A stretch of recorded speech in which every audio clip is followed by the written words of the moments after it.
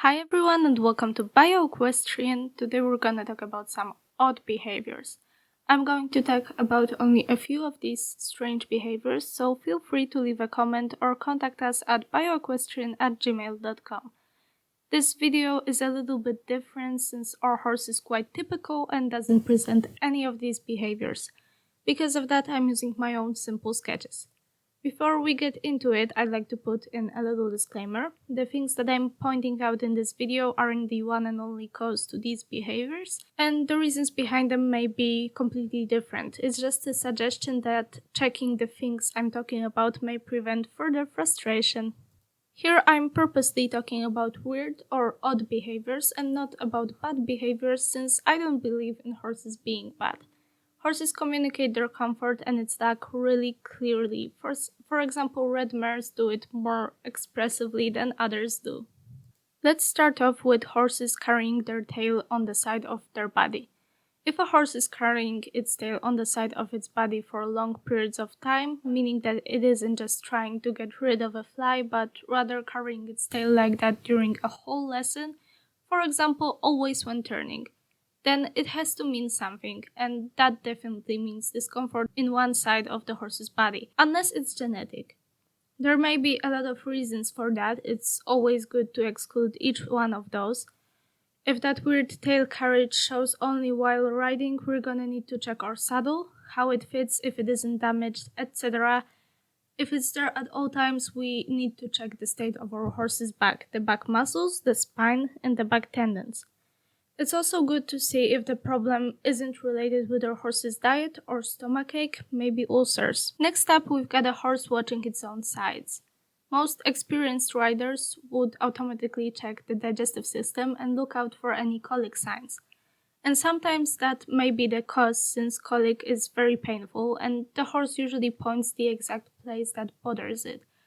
But it's not always colic or ulcers. Sometimes it's just a painful backbite, a little wound, or just an itchy spot. But in some cases, that may be a really bothering sign that shouldn't be ignored. A little fun fact here: at the beginning of our horse's education, he would often stop in the middle of a ride and he would watch his rider's stirrups. We got very curious as to why he does that, and at some point after he did that, we decided to go back to his stall and end our lesson. It turned out that our 4-year-old simply needed to pee. When we figured that out, we would sometimes go back to his stall right after warm-up so our baby horse could go back and do his thing. It got better when our horse started getting fitter and older, but that just shows how carefully we as riders need to look out for the smallest signs and respect them. Next is the yawning. Quite funny and cute, right? Well, not if our horse yawns always, for example, always when we go to put the bridle on. If our horse yawns a lot, we should ask ourselves if our horse is getting enough good quality sleep and if it gets the chance to rest. Sometimes our preferred time for lessons overlaps with our horse's time to rest. If the yawning occurs when putting our bridle on, it may be the time for a dental check. It may also point to ulcers. I don't really know why, but horses with ulcers often do that while putting the bridle on. Sometimes yawning may be linked with the weather and pressure changing. Another one of these odd behaviors is biting and overall nervous behavior when being tacked up. We see it all too often, but it is not normal. Before we say something along the lines of the horse is just being lazy and it doesn't want to go out for a ride, there's a few things we should check. Firstly, the saddle. If the horse is being nervous when tacking up, then maybe the saddle doesn't fit properly. Next is the condition of our horse's back muscles and its spine. It's also good to check our horse's hind legs and pelvis arrangement. A good farrier can help a lot. If that behavior is only visible while putting our girth up, we should look out for ulcers.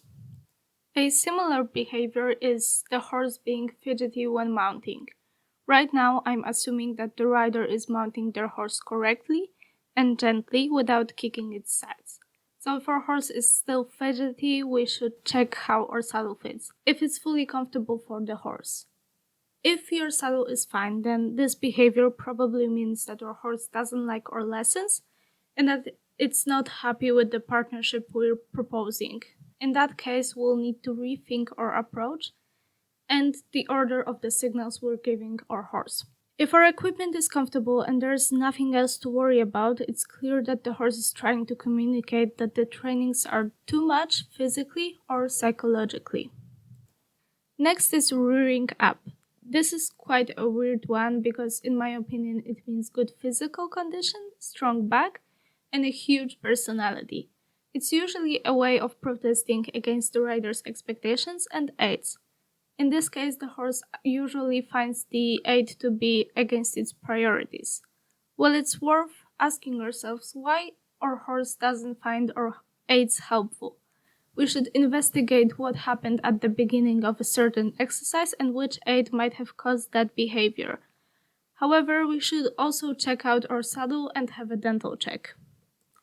Next, we've got backing. There's almost always a reason for that, except the one case scenario where the horse backs out of happiness. I personally don't accept this way of showing joy. It's not harmful, but there's time for backing and jumping in the pasture, and not in our lessons. And here I won't be talking about the previously planned out backing in order to get rid of the rider. Here I mean the rather sudden backing. Most horses back to move the weight of the rider away from the spot on their back that is bothering them. You can usually see which spot is painful just by looking at how does the horse back. Firstly, we're going to need to check if the saddle fits. If the backing becomes very sudden, rapid, and occurs for multiple days in a row, and then stops for a while. If the backing gets very strong and occurs after a half halt or a while turning, we should check our saddle, and most importantly, we should get our horse's back x-rayed. That way we will be able to exclude any degenerative changes as a reason for backing. We should also look at the arrangement of our horse's front and hind legs. Here a good farrier can really work wonders. Next we've got bolting. It's also a form of running away from the weight. Here I'm talking about the bolting with the horse's back bent towards the ground and its head up, and not the trotting faster than usual towards the stable kind of bolting. In that case, we need to check out our horse's teeth, the saddle, and the condition of our horse's back. Like I already mentioned, both the state of the spine and the back muscles. With these horses, you can also spot the back isn't fully relaxed and can't work properly. The horses refuse to use their back fully and properly to get away from the weight of the rider. This one is for all my show jumpers out there. These are refusals. There's a few types of these, and as far as the horse refuses the jump but passes by it while still moving forward, I usually don't recognize it as a huge problem unless the horse shows any of the previously mentioned behaviors. Though if a horse does that, I would check out the horse's teeth and hind end conformation just in case. If a horse refuses and stops before the jump, I take it seriously, and for me it's a sign that something is seriously wrong. If that kind of a refusal is not occurring because of poor distance judgment, I would get the horse's teeth checked, and I would check the horse's back and front legs while looking out for any degenerative changes in the hoof and the sesamoid bones. I'd also do an ultrasound on the horse's tendons. The horse may not be bothered by the jump itself, but by the landing. It's also important to make sure that the horse doesn't have any breathing problems. When our horse goes to jump, the girth tightens up, which often disturbs horses with any breathing problems. I decided to add this very simple picture where you can see the horse's legs loosely hanging while going over the jump. I hope you guys can see it. This is definitely poor technique, but where does that come from? I'd definitely have the saddle checked. A horse with a small saddle cannot back up its shoulder, so it can pull its knees up to the nose. Next, I'd check the horse's back. This can also be caused by the horse hitting itself with its hoofs in the belly around the girth, which simply hurts. That's when we know we need to get a stud guard girth. Here's a little not a pro tip for you guys. Right now you can see a poorly done drawing of a horse. The red arrow points to the places which tell me that this horse's development isn't going in the right direction. The indentation in front of the withers tells me that the horse isn't using its neck muscles properly. It's not using them to strengthen the movement and the back muscles. This may point to the horse having a saddle that is too small, or that there are some other reasons why it won't use these muscles. The next arrow, pointing to the place behind the withers under the saddle, is directly connected with the previous one. These muscles are dependent on each other. If one of them is getting smaller, the other one will also shrink down. This results in the horse not having the resources to move correctly. This makes the horse help itself by moving its neck up and down, and that causes the muscle underneath the neck to develop. And that is not good. When the horse works correctly, that muscle should be getting weaker.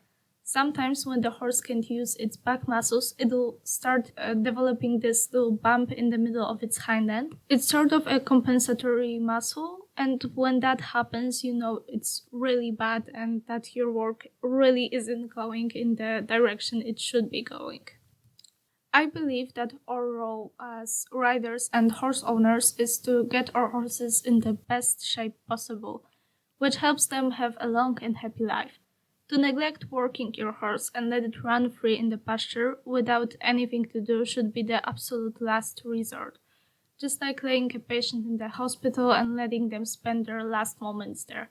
Responsible work and development of a horse's muscles and its ability to relax physically is our responsibility. Sometimes even an older horse can benefit from working in a responsible way. Let's imagine that the visibly sick horse that I have drawn is brought back to light work and eventually fully gets back to riding.